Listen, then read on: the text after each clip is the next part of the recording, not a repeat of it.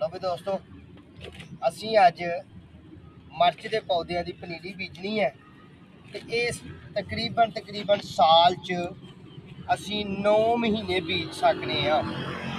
ਠੀਕ ਹੈ ਜੀ। ਫੁੱਲ ਗਰਮੀ 'ਚ ਨਹੀਂ ਬੀਜਣੀ ਤੇ ਫੁੱਲ ਸਰਦੀ 'ਚ ਨਹੀਂ ਬੀਜਣੀ। 1.5 ਮਹੀਨਾ ਸ਼ਿੱਦਤ ਗਰਮੀ ਤੇ 1.5 ਮਹੀਨਾ ਸ਼ਿੱਦਤ ਸਰਦੀ ਨਹੀਂ ਬੀਜ ਸਕਦੇ। ਬਾਕੀ ਸਾਰਾ ਸਾਲ ਹੀ ਅਸੀਂ ਮਿਰਚਾਂ ਦੇ ਪਲਾਂਟ ਆਪਣੇ ਬੀਜ ਸਕਦੇ ਹਾਂ। ਮਿਰਚ ਦਾ ਬੀਜ ਕਿੱਥੋਂ ਲਿਆਣਾ ਹੈ? ਆਪਣੇ ਪਹਿਲੇ ਲੱਗੇ ਹੋਏ ਮਿਰਚਾਂ ਦੇ ਪੌਦੇ, ਉਹਨਾਂ ਦੇ ਉੱਤੇ ਪੱਕੇ ਹੋਏ ਬੀਜ ਲੈਣੇ ਨੇ ਤੇ ਉਹ ਅਸੀਂ ਲਖੇਰ ਲੈਣੇ ਨੇ। ਉਹਨਾਂ ਨੂੰ ਇਸ ਤਰ੍ਹਾਂ ਕਰਕੇ ਮੁਖਤਲਿਫ ਜਗ੍ਹਾ ਤੇ ਆਪਣੇ ਪਲਾਂਟ 'ਚ ਘੇਰ ਲੈਣਾ। ਇਸ ਤਰ੍ਹਾਂ ਦੋਸਤੋ ਅਸੀਂ ਆਪਣੇ ਬੀਜ ਨੂੰ ਮਿਰਚੀ 'ਚੋਂ ਕੱਢਣਾ, ਮਿਰਚ ਤੋਂ ਕੱਢਣਾ। ਠੀਕ ਹੈ ਜੀ। ਤੇ ਇਹਨੂੰ ਇਸ ਤਰ੍ਹਾਂ ਬਖੇਰ ਲੈਣਾ।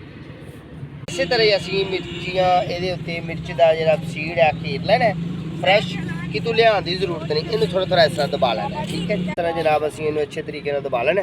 ਫਿਰ ਇਹਦੇ ਉੱਤੇ ਵਰਮੀ ਕੰਪੋਸਟ ਥੋੜੀ ਜਿਹੀ ਪਾ ਲੈਣੀ ਹੈ, ਭਲ ਭਰੀ ਮਿੱਟੀ। ਠੀਕ ਹੈ। ਹੁਣ ਅਸੀਂ ਇਹਨੂੰ ਪਾਣੀ ਪਾ ਕੇ ਤੇ ਧੁੱਪ 'ਚ ਰੱਖਣਾ ਤੇ ਇਨਸ਼ਾਅੱਲਾ ਸਾਡਾ 12-13 ਦਿਨ ਦੇ ਵਿੱਚ ਆਪਣੇ ਘਰ ਦੇ ਮਿਰਚ ਦੇ ਪਲਾਂਟ ਤਿਆਰ ਹੋ ਜਾਣਗੇ। ਠੀਕ ਹੈ ਜੀ।